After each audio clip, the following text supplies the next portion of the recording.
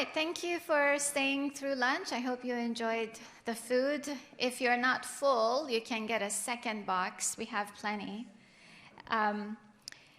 So this afternoon, I'd like to start by awarding the Peace Educator Award. The Center for Peace and Conflict Studies annually recognizes a leader in peace education in the community.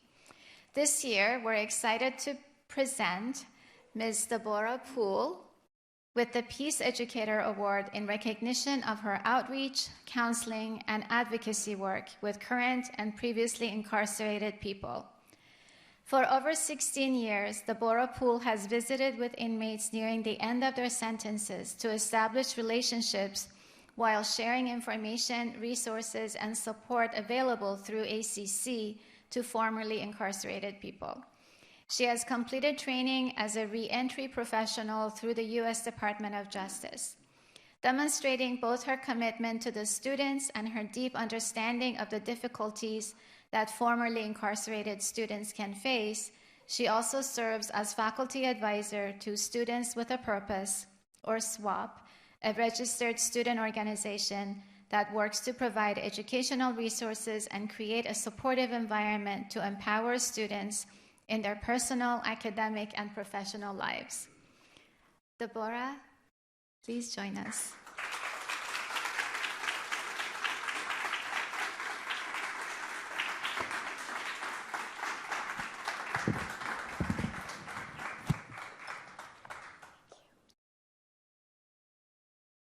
Somebody snapping photos? Yeah. Yes, my daughter. You got one?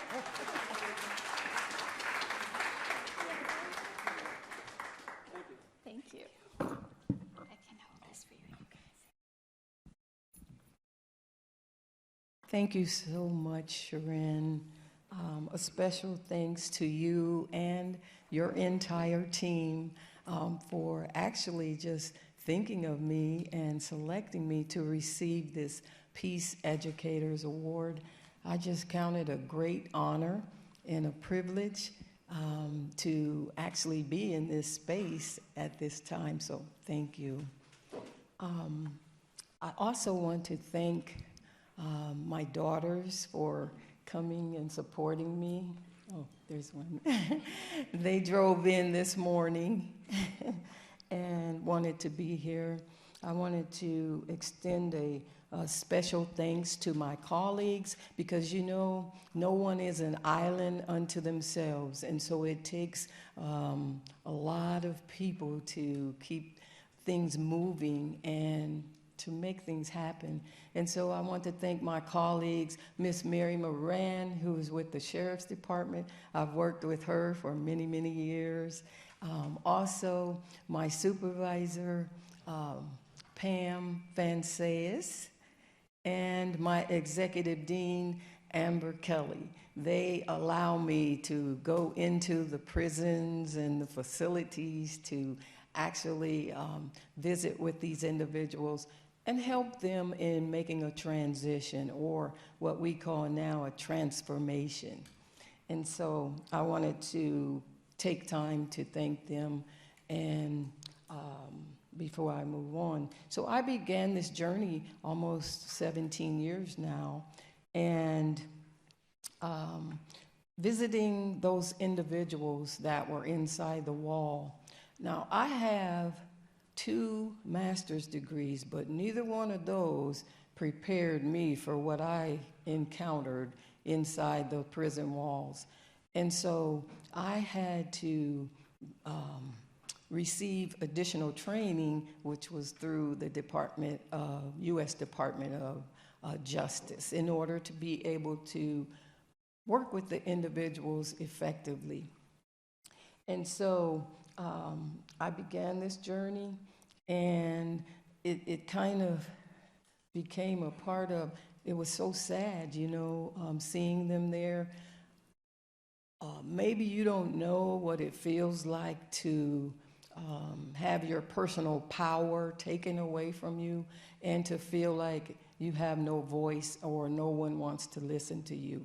And so I kind of took that initiative on, and through education, I was able to develop a program that would assist them in making a change from thinking criminologically to actually thinking about a future within the educational system. And so just being there and visiting with them allowed them to have a face to see once they were released, so that they wouldn't be so afraid to come in, because that was a challenge for them as well.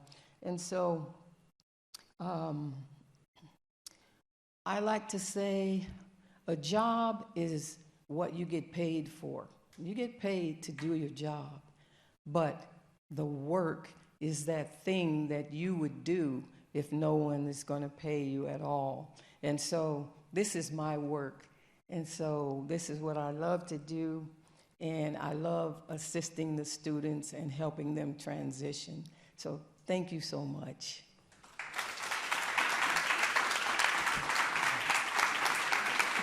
Thank you so much.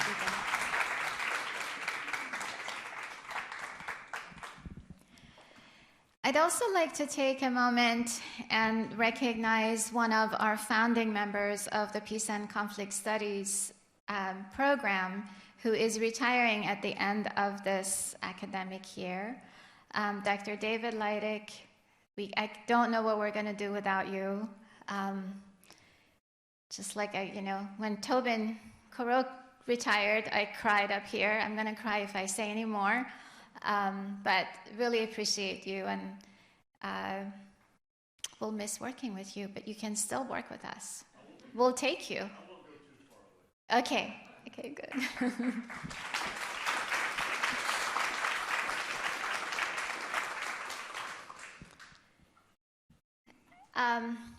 I also want to acknowledge, the in memoriam section, a couple of people who were part of our founding group who are no longer with us, and we lost them in the past 3 years.